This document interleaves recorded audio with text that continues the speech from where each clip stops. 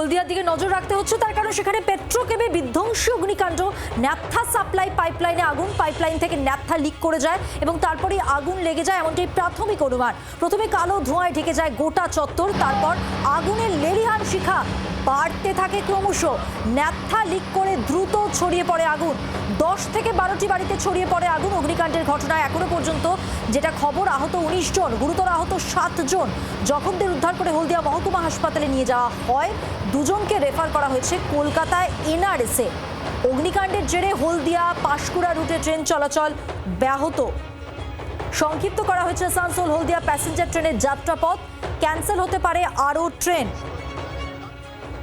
আগুনের লেলিহান শিখা আপনারা দেখতে পাচ্ছেন, ন্যাপথা লিক, তারপরে এই ভয়াবহ পরিস্থিতি। ভোর রাতে বিপত্তি হলদিয়া পেট্রোকেমিক্যালে। অগ্নিকাণ্ডে ঝলসে গেছেন অনেকেই, আশঙ্কাজনক একাধিক। এবার স্থানীয় যারা তারা কি বলছেন শোনাবো।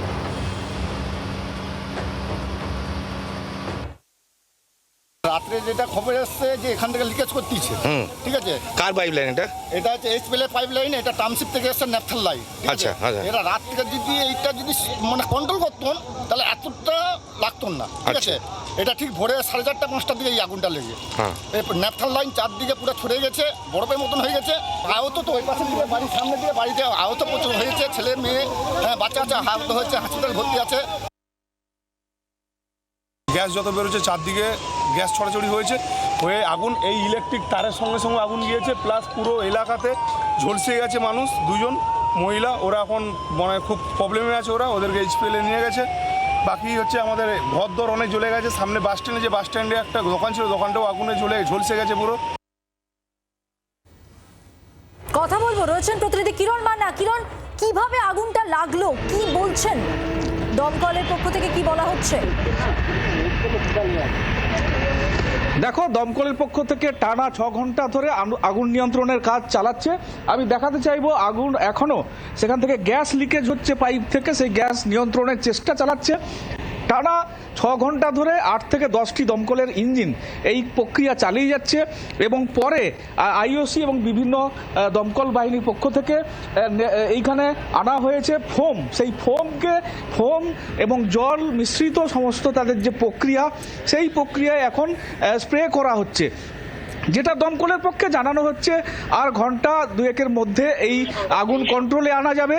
যে গ্যাস নির্গত হচ্ছে সেখানে যে রিফিলিং যেখান থেকে হয়, সেই মেশিনটি, সেই কলটি বন্ধ করা হয়েছে। পাইপের মধ্যে যে সমস্ত গ্যাস রয়েছে সেগুলো এখন এই ধরনের আগুন এখনও এখানে ছড়াচ্ছে, যেটা আধিকারিক বা আইওসির পক্ষ থেকে জানানো হচ্ছে।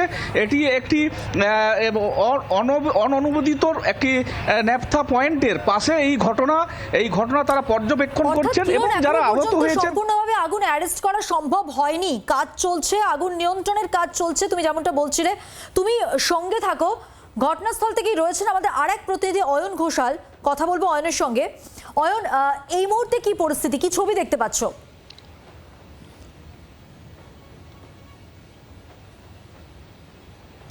প্রথমে ছবিটা দেখাই। নিঃসন্দেহে আগুনের তীব্রতা অনেকটা কমেছে, নিঃসন্দেহে।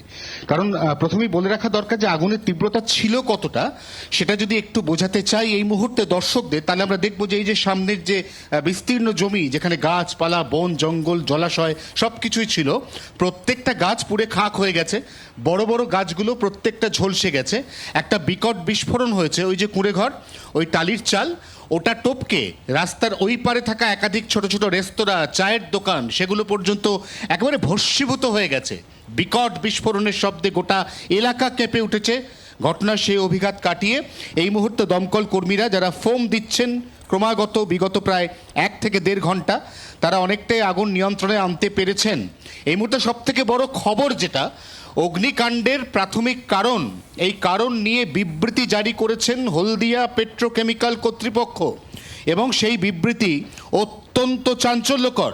সেই বিবৃতিতে বলা হয়েছে, এই মুহূর্তে আমার ক্যামেরা বন্ধু নবীন তার ফ্রেমে পাইপলাইনের ফাটলে যে জায়গাটা একটু জুম করে দেখাচ্ছে, সেখান থেকে ন্যাপথা চুরির চেষ্টা হয়েছে। আবারও বলছি, সেখান থেকে রাতের অন্ধকারে ন্যাপথা, চোরা পথে ন্যাপথা এখান থেকে বের করে নেওয়ার চেষ্টা হয়েছে। সম্পূর্ণ অবৈজ্ঞানিকভাবে, বেআইনিভাবে এই পাইপলাইনে শাবল বা অন্য কোনো সরঞ্জাম দিয়ে সেগুলোকে ভাঙার চেষ্টা হয়েছে, ফুটো করার চেষ্টা হয়েছে। এবং সেই কারণে ন্যাপথা, যা অতি দাহ্য পদার্থ, সেটা সাধারণত বাতাসের সংস্পর্শে এলে আরও ততোধিক দাহ্য হয়ে ওঠে। তাই এটাই হচ্ছে বিপত্তি বা বিপর্যয়ের মূল কারণ। এবং সেই কারণেই সন্ধ্যে 7টার ঘটনা, এই ঘটনাটা অফিসিয়াল ঘটনাই নয়, এটা কেমিক্যাল বা প্ল্যান্টের কোনো দুর্ঘটনা হলে কর্তৃপক্ষ সঙ্গে সঙ্গে অ্যাড্রেস করতে পারতেন। যেহেতু গোটা বিষয়টা চোরা পথে হয়েছে, এই যে সেই রাস্তা, এই রাস্তা দিয়ে এক পায়ে হেঁটে ওই ঝোপ জঙ্গল দিয়ে ওই পর্যন্ত পৌঁছে গিয়ে ন্যাপথা চুরির চেষ্টা করেছিল এবং সেখান থেকে বিপত্তি। তবে একটাই আসার কথা, এই যে পেছনে ন্যাপথা প্লান্ট, এই ন্যাপথা প্লান্ট থেকে সরবরাহ এই মুহূর্তে সম্পূর্ণ বন্ধ, কিন্তু এখনো পর্যন্ত পাইপলাইনের মধ্যে যেটুকু ন্যাপথা অর্থাৎ দাহ্য কেমিক্যাল থেকে যাবে, ততক্ষণ পর্যন্ত যতই ফোম ঢালা হোক না কেন আগুন নেভানো যাবে না। আগুন তখনই নিভবে যখন ওই যে বিস্তীর্ণ এলাকা জুড়ে থাকা পাইপলাইন, একদম সামনের যে ব্যারিয়ার বা বিমার, সেই বিমারের অতিক্রম করে যাওয়া যে পাইপলাইন। বোঝা গেল অয়ন, তুমি সঙ্গে থাকো।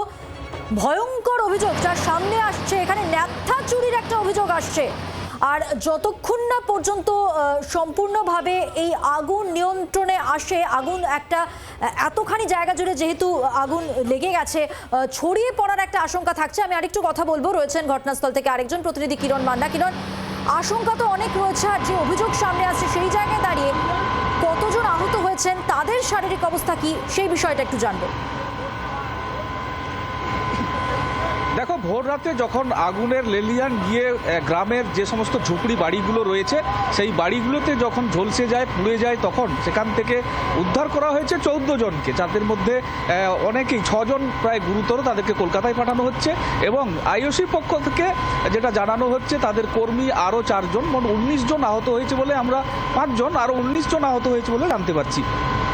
সবার পাশে আছে এমনটা বিবৃতি জারি করেছে আইওসি, এবং সেখান থেকে তারা সব রকম পর্যবেক্ষণ করছে। কিছুক্ষণ আগে অয়নদা যেটা জানালেন যে ন্যাপথার যে চুরি হচ্ছিল সেই প্রক্রিয়া, সেই কথাও স্বীকারোক্তি জারি করে প্রত্যেককে লিখিতভাবে জানানো হয়েছে আইওসির পক্ষ থেকে। এখন আহতদের কলকাতায় একটি বেসরকারি নার্সিংহোমে এবং এনআরএস পাঠানো হয়েছে বলে আমরা সূত্রে খবরে পাচ্ছি। এবং বিধায়ক, হলদিয়ার বিধায়ক প্রদীপ বিজলি এবং অন্যান্য নেতৃত্ব এবং সরকারি আধিকারিক, পুলিশ সুপার, প্রত্যেকে এই ঘটনার পেছনে তারা যেমন প্রাথমিক তদন্ত শুরু করেছে, তেমনি যারা আহত হয়েছেন তাদের পরিবারের সঙ্গে কথা বলছেন। ক্ষতিগ্রস্তদের পাশে দাঁড়ানো যেরকম আইওসি চেষ্টা করেছে বা পাশে আছে বলে বিবৃতি জারি করেছে, তেমনি জেলা প্রশাসনের পক্ষ থেকে, রাজ্য সরকারের পক্ষ থেকে স্থানীয় বিধায়ক কি বলছেন এবং অবশ্যই পুলিশের কি বক্তব্য শোনাবো পরপর।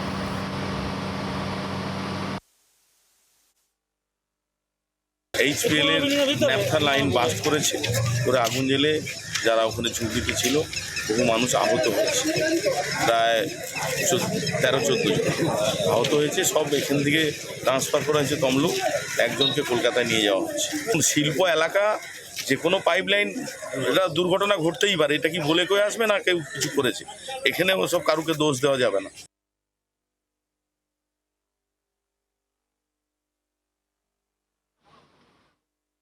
আপাতত যেরকম খবর পাওয়া গেছে 6 জন কলকাতায় রেফার হচ্ছে, আরও 4 জন যারা ট্রিটেড হচ্ছেন এইখানে দুর্গাচক হসপিটাল যেটা আছে হলদিয়াতে, সেখানে আরও 10 জন ট্রিটেড হচ্ছেন, আন্ডার ট্রিটমেন্ট আছে। তমলুকেও কিছু মানুষ আছেন, আর 6 জন কলকাতায় রেফার হচ্ছে। যারা কলকাতায় নিয়ে যাচ্ছেন তাদের কি গ্রিন করিডোর করে নেওয়া হয়? তাদের গ্রিন করিডোর করে নিয়ে যাচ্ছি যাতে সময় সেভ করা যায় এবং লাইফটা সেভিং করা যায়। বাংলার আওয়াজ, বাঙালির আবেগ, জি 24 ঘন্টা।